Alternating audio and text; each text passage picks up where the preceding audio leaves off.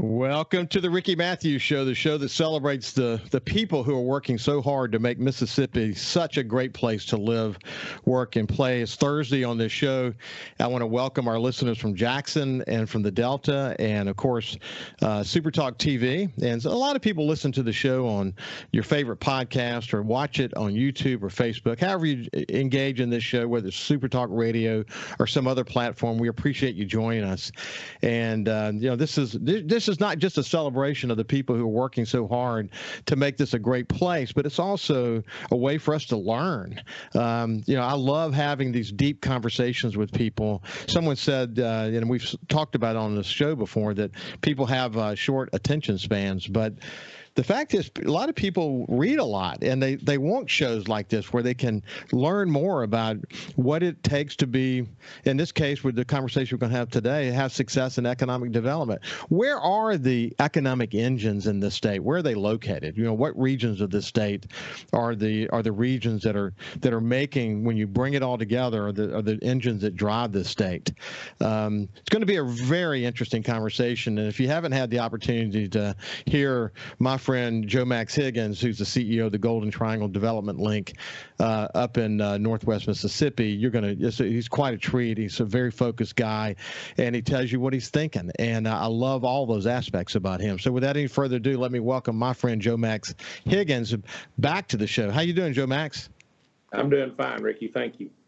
So there's a lot to talk about, but I think probably the best place to start is, as I was just saying just before we started the show, when I follow you, when I pay attention to what's going on in Starkville, West Point, Columbus, the area that you had to say grace over, and really beyond that matter, because you're creating economic engines for this state, and we'll talk more about that in just a second. Just following you, man, it seems like things are going well up there economically. Yeah, we're really blessed right now, and have been for the last 2 decades. Things are going well, getting new stuff in, new stuff built, working on additional projects that we think will start probably next year, and it's just a real fun time. It's a busy time, but a real fun time in the Golden Triangle right now. You every time you turn around, I mean, I guess when you're in your business, first of all, having something to sell is really important. I should make that very clear. But when your phone rings, you really never know who's going to be on the other end of that phone, do you? No, that's right. Every day is a new adventure. My wife will ask me sometimes, "What do you got on your calendar today?" And I'll say nothing, and she goes, "Oh my God," because the days we generally have nothing on the calendar, all hell breaks loose, or something will walk in the door that everybody's got to stop, put everything down, and get on. So it's a new world every day. And I tell people, they say, "Well, what do you do?" And I said, "Well, I play Monopoly with real land, real utilities, and real railroads. And some days I'm a lawyer, and some days I'm a scientist, and some days I'm a surveyor, and sometimes I'm a biologist, and sometimes I'm a banker. It's if you like a lot of adventure, a lot of new stuff, it's kind of a fun gig." Hey, I felt the same way about being a publisher of a newspaper, and just to kind of share a note with you about that, we would take a hard editorial position, or maybe we wrote a story about something, and I would tell my wife before I went to work that I'm going to get hammered today. Today is the day I'm going to get hammered. And I go to work and my phone doesn't ring and I don't get hammered. And so, okay, another day. It seems like an easy day for me. I'm going in today, and we didn't take a hard position and didn't write any stories that I thought were particularly controversial. And suddenly, man, the platform is on fire. You just never know, do you? No, you don't. And speaking of fire, you once said, and you have it on your desk, I think, that you're going to live every day like your ass is on fire. But if you don't live like that in the economic development world, there it is. He's holding up a sticker that says live every second as if your ass is on fire. In the economic development world, you better do that, because if you don't seize the moment, somebody else is going to seize it for you, aren't they? Absolutely. And, people don't realize that, within minutes or hours, first of all, the quicker you can respond with information and data and get these folks answers, you're setting the stage of saying, this is how we do business.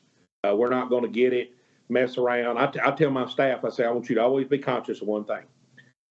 Days turn into weeks, weeks turn into months, months turn into years. And before you know it, you've been screwing around with something for months. It should have taken place in just days. And I think our speed in which we provide information, deal with issues, get answers, get things done is probably a big part of why we've succeeded. Hey, so if you look around the state, because I should point out real quickly that you're not just competing with other regions of the state. You're competing with other regions, not just in the U.S., but maybe in some cases around the world. You just never know where your competitors are coming to, or you don't always know what the business calculus that some of the, for example, an international company is making. But the reality is that let's just stay inside Mississippi for a second.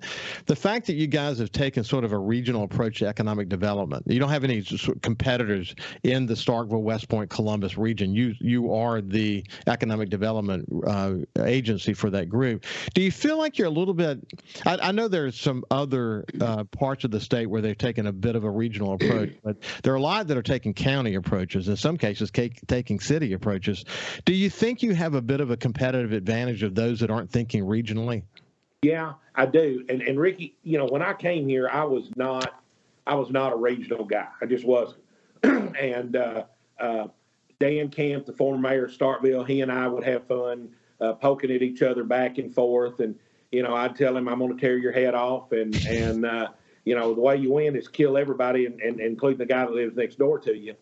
And, that we did that for about the first 10 years. We viewed everybody, including Starkville and West Point, as our competitors and did that. Then we put the three counties together, and it started coming to light for me a little bit. Each community has something different. The sites are different. The communities are different. The opportunities are different. And instead of somebody coming in and locating in Lowndes County and just us putting pressure on them to live in Lowndes County, now when somebody comes in, their plant can be located in West Point and they can live in Starkville, or they can live at Old Waverly, or the plant can be in West Point and they can live in Columbus. So it gives us more opportunities. It also gives us more resources because each of the counties contribute to the pot of money to pay for the organization to run its programs. And three counties can pay more than one county can. And in this business, the more money you got, more than likely, the more you're going to succeed. There's no doubt about that. That is for sure. Hey, listen, we will come back to how that might manifest itself in sort of the competitive realm here in just a second. But let's put your state of Mississippi hat on for a minute, Joe Max. When you look at the state of Mississippi, how do some people say there are 7 regions, some say there are 4 regions. I mean, people look at it in different ways. But from an economic development point of view, how many regions do you see in this state? Economically, that win, that compete, is that what you're asking? I'm going to say 1. I'm going to say 2. I'm going to say 3. I'm going to say 4. I'm going to say 6. And tell me what they are. Okay, so and again, don't get me in it. I'm an Arkansas native, so don't get me in my geography. The six coast counties. Yeah. Okay, 3 and 3. I've got the Hattiesburg area and Hattiesburg and Laurel, those 3 counties. Yeah. I've got Jackson, the central area, got Rankin, Hines, and Madison. Golden Triangle got us, our 3 counties, Lowndes, Clay, and Octibahaw. DeSoto, Marshall, and Tunica, and then Tupelo and Batesville.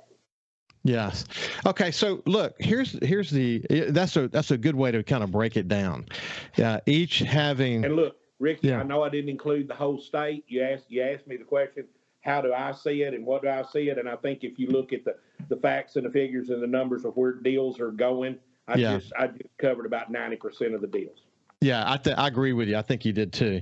So let's, you once actually said about the coast, for example, because again, this show has listeners from across Mississippi now. But you once said about the coast that if it could get its 6-county act together, it'd be the 800-pound gorilla in the room. Just set that aside for a second. We can certainly come back and talk a little bit more about that. But what's important is that you think about the economic activity that's happening here with the blue chip industries that are part of Stennis and Ingalls and Chevron on the other side, and the hospitality and the casino industry and good Lord, what else is going on here? But the coast economy is critical to the state of Mississippi, isn't it? Absolutely. So. And from a whole lot of different sectors, like the gaming and like the shipbuilding, like the aerospace stuff. It's and I stand by that, Ricky. Those 6 counties get together, pool their resources, get a game plan, get a team, develop sites. That'd be a fun place. Yeah. So look, from an economic development point of view, hey, when we come back on the other side, we'll continue sort of this part of the conversation as it relates to the economic engines in Mississippi and why we better pay attention to them. That's the key to success for our state. And then we'll kind of branch off into other things. What's critical in terms of what Joe Max brings to the table when he's trying to develop a winning proposal for a large company that may be wanting to locate some aspect of their company in the Golden Triangle? When we come back, we'll continue our conversation with CEO of the Golden Triangle Development Link, my friend Joe Max Higgins. We'll see you after this. Welcome back to the Ricky Mathews Show, and I have my friend Joe Max Higgins, who is the CEO of the Golden Triangle Development Link, which is essentially the economic development arm for that part of the state. And, just so you have a better feel for this, for people who may not understand the significance of the economic development effort that exists in that part of the state, because a lot of their work, if you're not really paying attention to the statewide news, a lot of their work might be a little bit out of sight, out of mind. But man, they've made some big headlines over the years. So why don't you, Joe Max, give people a sense of how significant your success has been over the past many years? Well, Ricky, the link was created in 2003. It's 2020, it's 2023 now, so we're 20 years old. In the last 20 years, we've secured over $10 billion worth of investments in our service territory. And about 10,000 jobs. Those jobs are largely extremely high-paying jobs, well over the state average, in some cases double and triple the state average. The steel mill's $120,000 a year plus. So we recruited big-time companies like PACCAR, which is Peterbilt Kenworth's parent company, Yokohama, Steel Dynamics, Aluminum Dynamics, Airbus last week just celebrated their 20th anniversary. We had a big soiree out there, and we've been building helicopters in the Golden Triangle for 20 years now. So a lot of blue chip companies, high-end companies, big wages, big CapEx investments, a lot of tax dollars to the local governments on those things, the schools and the communities. So all in all, it's been a big run. We get a lot of national recognition for some of the things that we've done, and on a routine basis, probably bi-monthly, we'll have somebody from out of state come in here and want to spend the day with us to see how we do what we do, and try to get some pointers on how they can take that back and make it transferable. Hey, Joe Max, we've talked a little bit about this before, but when you have success, big success, it tends to create more success because you're bringing skill sets into the market. You're creating more opportunities for people to move there. And it's sort of like somebody said, if you open a McDonald's next to a Burger King, is that going to hurt the business? Actually, both of them are going to do quite well. But economic development is kind of like that. You want a lot of success, and with that success it creates more success, doesn't it? Yeah, and I told this story at the Airbus deal the other day. Some of us were sitting around reliving the olden days, and after Airbus came, it was Eurocopter at the time. After Eurocopter came and PACCAR came, we hosted a company that was looking at us, and they were headquartered in the Dallas-Fort Worth area. And when we went out to the industrial park, started looking at sites, the CEO is a woman. Sandra said, "I don't need to see any more. I just want to go look at my site now." And I said, "Okay, did we answer all your questions?" She said, "You have Eurocopter and PACCAR here, and if your community is good enough for them, it's more than good enough for us." Wow. So, I mean, what is that? Is that not a great statement? You know, you and I. And look, both those companies are in the DFW area. You know, one's in Denton, one's in Fort Worth, and she knew them and knew the quality of the companies. And you know, if you can meet their needs, you can meet my needs.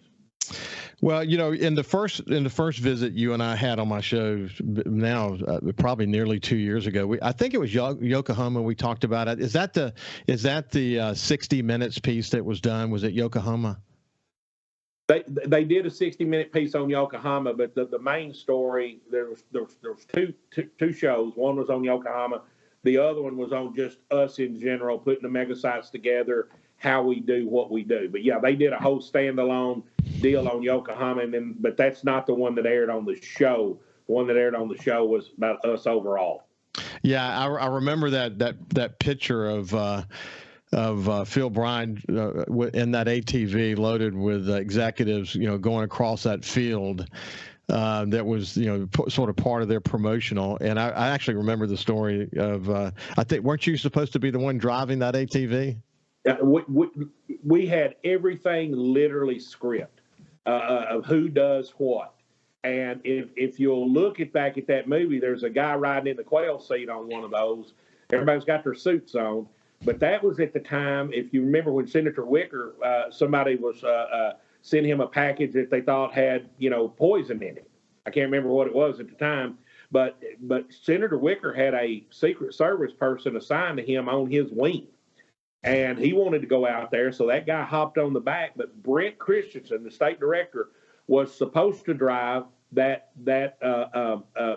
side-by-side. I was driving one, and I had the route, and everybody was to follow me. Governor Bryant told Brent, slide over, hopped in there, turned it on, took off, and after that, it was just follow him wherever he went. Oh, well, hey, that just goes to show you got to be willing to turn on a dime, don't you, buddy? Oh, yeah. Oh, yeah.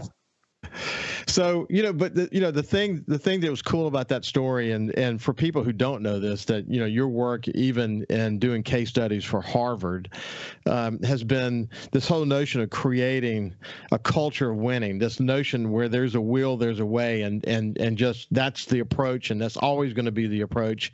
And when you take that approach, I mean, any business, I don't care if you're in economic development or running a radio station or whatever business you're in, if you take the point of view that we're going to develop a winning culture, winning's the only explanation, the only outcome that we're pushing for, and we're going to have a will even when it seems impossible. We're going to find a way to make it happen. That's the way to win, isn't it, my friend? Yeah, and Ricky, here's something everybody should know. We started in 2003, and we sat down with our team, and the biggest employer in Lowndes County made toilet seats. I want everybody to know that they made toilet seats. They're not in business anymore. We sat down and said, okay, where do we see ourselves in 5 years, in 10 years, and in 20 years? And we started setting some goals. And we said by the year 2020, we wanted to be at $10 billion in CapEx and 8,000 jobs, high-paying jobs created. Now, who in their right mind in a town, in a region that had the success or lack thereof, sets those kind of aspirational goals and publicly states them? Okay? That's pretty ballsy. Let's say this before you continue on there. Let's really bring clarity to this, that you previously told me that you guys have been paralyzed by constant economic bad news, that there's been a decline in the region. There had been really no reason to be so aspirational. You had everything working against you when you started. Yeah, but I don't think what everybody realized is we had Tennessee Valley Authority Power, we had the 10-Tom Waterway, we had Mississippi State. We had better than adequate highways, and we had a lot more things going for us. I told them, I said, guys, if God could give it to you or man could build it, you're in better shape than most places I've ever been. Okay, so the bones were there. We had 6 railroads, 4 Class 1s. Okay, a lot of communities don't have any. So we set those aspirational goals, but that's like the team that can't ever win any football game saying we're going to win the national championship this year. It doesn't fit if you don't put the oomph behind it. So we put the financial resources behind it. We put the staffing resources behind it. We started telling our story about who we were, and probably the thing that sent us over the edge was the TVA Mega Site program. And when we got the first ever certified TVA Mega Site program or site certified, that changed our world. Shortly thereafter, the steel mill came. We did another mega site. PACCAR came. We did another mega site. Yokohama came. We did a fourth mega site, and now the aluminum mill is going on. It expanded, and we're in the process of developing the Cinco. That's 5 in Spanish. Cinco mega site, 1,500 acres right now. So it wasn't just setting the goal, but it was recognizing that you had to have qualified staff. You had to have enough resources to run the program. You had to have a dedication. You had to show up every day, working towards the goal, and there being an expectation and accountability for everything. Yeah. And we changed the culture for sure. Now, it's a daily battle. We have backsliding, and every so often we got to come in and say, hey, we're backsliding the way we used to do it. We can't do that. Everybody remember that, and we get it back on the track. Hey, listen, I'll evolve in this question to this notion of what a mega site is, so that the average listener who's not heard that phrase before can understand the significance of it. But I remember once I was on the board of directors for the Coast Chamber, and we went to Charlotte, North Carolina, to meet with a planner, a really significant planner. And what he did was he put up a map of the Mississippi Gulf Coast, and he said, this is the way he started the conversation. He said, I tell you, we're at the end of this segment. I'll pick it up right there on the other side. What did he do when he stood up at the map? What are the things that he looked at? And then you can transition off of that and talk about mega sites and the bones that you spoke of that are critical to economic development when we continue our conversation with Joe Max Higgins from the Golden Triangle. We'll see you after this. Welcome back to the Ricky Mathews Show, and again, welcome our visitors from Jackson and the Delta and across the state on Sun Herald, listen to me, SuperTalk TV. As a former Sun Herald publisher, sometimes that slips in every now and then. But anyway, the reality is, as we went to the break, we were talking about mega sites and the bones that make a community, and we'll talk specifically about those bones that has to do with infrastructure and whatever. And I was mentioning that a couple of board members and I flew up to Charlotte, North Carolina, to meet with a urban planner. And one of the first things he did is he walked up to this map. And this is the way it was, short and sweet, but it was powerful. And what he said was, okay, you got a port, and you got rail, and you got interstate highways, and you got shipbuilding over here. And he started kind of breaking it all down. And he said, guys, you're sitting on a gold mine. And he said, these are the things I look for. And, I don't need to know much else. Now let's talk about where available land is. And then, we started having that conversation. But that's the infrastructure, the bones you talk about that enable you to sort of begin to position, and you can describe a mega site and what makes a mega site. But that proving that is the key to your success, isn't it? It has been for us, Ricky. And I tell people when we compete on these big projects, our chances of winning are pretty high. When we're competing on a $20 or $15 million deal, and we probably bat 250 or 300. We're good, but we're not going to get in the Hall of Fame. But the mega site program has changed us. We do big well. I've got peers that say, well, I want to do the fishbowl economy. I want to put a tropical fish in and nurture it till it grows, and start a small company with one and create it into 5 or 6 jobs, and that's grassroots, and that's okay. But in a state that's last in everything good and first in everything bad, I think the way you meaningfully make these changes is in a big way. I've got friends that say I'd rather have 10 industries that employ 50 each as one that employs 500. Well, I will tell you, go get one that employs 500, and you'll get 10 that employ 50. That's kind of the way it works. But the mega site program, TVA invented this. Now, a lot of utilities and states have started kind of shovel ready, Entergy certified, Alabama Power certified. They've all got these certified sites now, but they started it. And they hired they interviewed national consultants and hired one to write the program. And it's 1,500 acres. At least 1,000 of it's got to be developable. It's got to have rail. They prefer for you to have class 1. They prefer to be 2 railroads.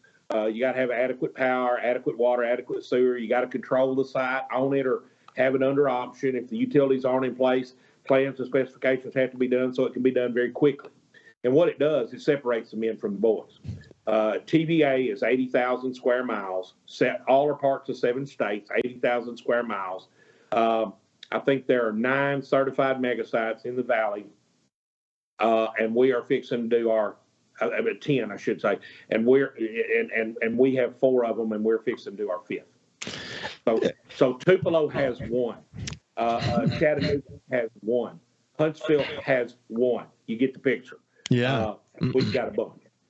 Well, I tell you what it does is that when you're talking about a big project, the time it gets from we're going to do this project to the time they start actually turning the dirt over, they're a boogeyman that can pop up all over the place and delay things. And by doing it this pre-certification approach is to try to streamline the process, isn't it? Correct. And the best example I can give you is what's happening in Aluminum Dynamics right now.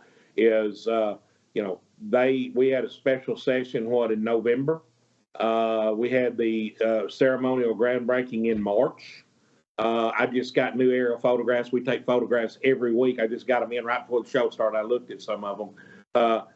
Having that site under ownership and the things done that we've done, they have already moved 3 million yards of dirt. They already have at least 25 to probably 30% of their superstructure on their largest building that is 3/4 of a mile long already in the air. And the speed to market that these guys are going, the advantage that we offered them is that we had all that stuff in place. And the second and third place sites didn't. The second place site wasn't even under control by the economic development entity. They had it working, they were working out, but they were getting it under control with the owners, pricing, all those kind of things, and we had all that done. Yeah, gosh, and that while you can get it done, it can get so messy, and so it can get drugged through courts, and that can really ultimately, that and environmental issues can really ultimately slow it down considerably, can it? Correct. And if you look at how much money these things make every day that they're not in operation, that's lost revenue. And these are publicly traded companies. They've got stockholders. They're watching. And it's nobody likes risk. Nobody. I hear you. Listen. So if you think about the role that you're playing and the Golden Triangle is playing, and you kind of assess without going specifically to a region and saying they get a C or a D or an F. How does it all add up for Mississippi? How do you think Mississippi's doing on maybe a scale of 1 to 10, and with some small adjustments in our approach, what could it be? Well, with some small adjustments our approach, I think you could be a 7.5 or 8 real easy.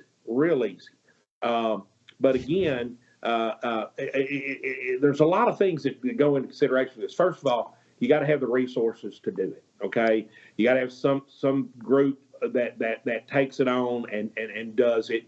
Yes, state incentives are important, but I will tell you that to win, most of the things that have to be done for us to win have to be done at a local level, and that requires local leadership, elected officials understanding what the deal is, and understanding where their niche is.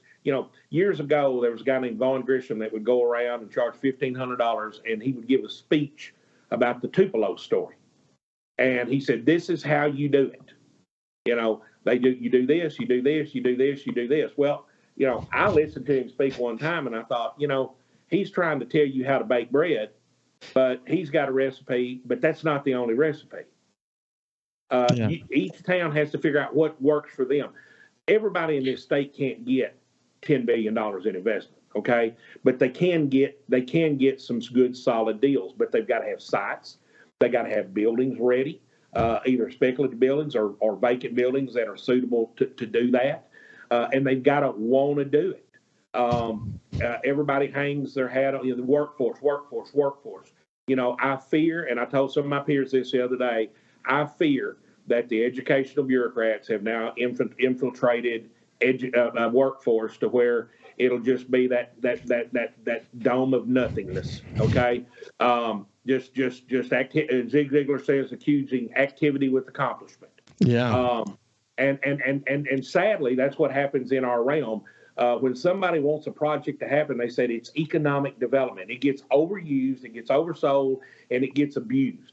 One of my friends is a consultant, and he came in and did some work with us the other day, and he made my guys play a game. Is it economic development or economic activity? And I told him, I said, you need to change your phrase. You need to say, is it economic development or is it community development? Now, community development is very, very important in economic development. Yes. But having a walking trail going through your town is not economic development. It's community development. Yeah. And I think if we would understand the difference and understand that at a big level, but let me tell you, nothing we do that I see even helps us doing that. So when the economic developers go to their annual conference, we'll have the governor come speak. We'll have a lieutenant governor come speak. We'll have the Secretary of State come speak. We'll have the Attorney General come speak. And very little, if any, grassroots training on the basic blocking and tackling of what we need to do. Yeah. And I think that's where we're missing it. I asked 3 economic developers that have been in the business 5 years or more the other day to tell me how much tax would be due on a $25 million project. And I gave them a millage rate for a city and a county and a school, said, figure it up. 5 F's. They don't know how to calculate tax. How can you play if you don't know basics? How many square feet are in an acre? How many feet are in a mile? Rules of thumb about asphalt, rules of thumb about dirt work. I mean, just general walking around stuff. But yet have something on workforce, and it'll be full. And educational bureaucrats will be saying we've got this ecosystem, or we've got that's what they call them. I said not zones, not districts, ecosystems. And I worry that we're going to spend a lot of time and money throwing it at that, and the basics are not getting done. Hey, your point is well taken. I have a comment I'll make about the community or junior college system in Mississippi, and also this notion of community development. How really this sense of place that people want to come to a place they want to live in. That's actually a really critical dimension of success with economic development. We'll talk about that, and also I got a question about healthcare and how much of an issue that is, given that Mississippi's has some challenges in healthcare. We'll continue our conversation with Joe Max Higgins, CEO of the Golden Triangle Development Group, after this. To the Ricky Mathews Show, I have my friend Joe Max Higgins from the Golden Triangle. He's an economic development expert who gives lectures at Harvard of all places. Been featured on 60 Minutes, and the list goes on and on. Hey, when we went to break there, one quick comment about workforce development is if you look at Mississippi Gulf Coast Community College, one of the things that just absolutely blows my mind is that they've listened well to their industrial and other business partners, and now over 50% of the students at Mississippi Gulf Coast Community College are in non-traditional education and workforce development stuff. That is a really good trend in Mississippi for the most part, isn't it? Oh, heck yeah. I'd love to have that. I met with our coordinator yesterday. We're not even nearly close to that. So, yes, that would kudos to them. Yeah, it is. It is incredible. The other thing that I talk about a lot on the show on the coast is the issue of building the kind of communities where people want to live. And so you've got chamber roles of change in coastal Mississippi. They're involved in grant writing and working with mayors to help with creating historic tax credits or whatever it takes to increase the amount of development downtowns. You see mixed use is becoming a big part of the conversation as well. But the truth is that people who might work for any of the industry that you're attracting to your area, the people who are going to move here with them are probably even more interested in the sense of place they're going to be part of than they used to be. Do you find that? Absolutely. And we just had a new general manager come at one of our top tier plants. 13-year-old, 2 college daughters, 13-year-old son, and a wife. And these guys coming in now, they go online and look at houses. They know what 5, 6 houses they want to look at. They're already looked at the school report cards to see what the grades are, that is.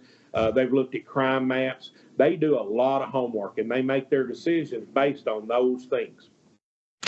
I get it. Other things too, but those are 3 examples. You know, I know that one of the things that when you have a consultant that calls you representing a company, one of the things they're really looking into is the healthcare system. And we don't have time to break it all down right now. But the reality is that Mississippi, 51% of Mississippians live in rural areas. I'm conservative. My politics are conservative. But a number of Republican states have actually accepted Medicaid expansion. I don't think Medicaid expansion is the solution to Mississippi. We've got to re-engineer the healthcare system so we understand tight integration between the triage facilities and the trauma facilities. We need to understand that link. We don't need as many hospitals as we have and so on. But we're saying no to $1 billion a year at the same time. And it used to be that money was going to go away, but there's no sign the money's going to go away. Where do you stand on that conversation? Well, I mean, I really think everybody's got to get to the table and come with an open mind. I think we're probably at the point where it's going to have to be done. It's going to have to be explored. Because there's too much at risk. We're having hospitals closing or at risk of closing, and it's okay as long as it's not your hospital. But when that stuff starts happening around, it's going to have an overall negative impact on our state. And so I think I don't know all the answers, Ricky. I know there's pros and there's cons, but I think smart people need to sit around the table with we're going to get this figured out and put everything on the table for discussion and do what's best for the people that live here. Yeah, I think, you really think about access to health care, increasing the access to health care. Right now, the access is going down. You think about improving health outcomes. The health outcomes are not acceptable in Mississippi right now. There are economic benefits or financial benefits to hospital. And again, I don't know all the answers either. I've read a lot about it. I have seen what happened in Louisiana after they accepted Medicaid in Louisiana. I've looked at the other states, the other Republican states, in fact, that have accepted it. The reality is a state like Mississippi with so many working poor and so many of our citizens living in rural areas. I spend a lot of time in the Mississippi Delta. I have a place up there. I don't like the scenario right now if one of my family members were to get into an accident. I don't like the situation that exists there right now as it relates to emergency care and access to trauma centers and all that. What I think we ought to do is just like Hurricane Katrina, when Governor Barber brought everybody together and we had a non-political, bipartisan conversation about how we work together to rebuild this community. I think the same kind of thing has happened. Katrina has hit our healthcare industry. It's slow moving, but the results of that are undeniable. And we've got to come together in a non-political way. Quit making certain things the boogeyman and come together and let's write a plan for Mississippi, because it's going to become an detriment to you in your economic development efforts and probably are to some others regions of our state from an economic development point of view. Yeah, and Ricky, I was talking to one of my friends the other day that's about this issue, and he said we need to do this because we're trying to bring new people in, and we need to do this to help recruit industry. And I said, yeah, but you know what? You really need to do it for the people that already live here. Yeah. If we'll take as an attitude to make our places be the best place for the people that live here. If we make the best place for the people that live here, it'll be good enough for the people that are wanting to come here. You understand that? Yeah, I get it. It's not just health care. It's everything. It's every deal you have to deal with. And I think that's one of the reasons so far we've been lucky enough is in Lowndes County, I had a diehard Republican supervisor. I had a diehard Democratic supervisor. I brought them in when I got here and I said, guys, economic development can't be a political football. If we're going to win, you both got to be on board in this. And when I brief them and bring them in and talk to them, I bring them in together, and they have never had a crossword in here about any deal we've ever done. They've given advice, and we've changed some stuff, but working like that, you can get things done. I think that's what we need to do in Mississippi. We've done it before on many issues, and we can do it again. Listen, Joe Max Higgins, it's been a pleasure to catch up with you. We'll have you back more regularly, my friend. Okay, thank you. Keep up the good work. Keep swinging for Mississippi. This has been Joe Max Higgins from the Golden Triangle. Have a great day.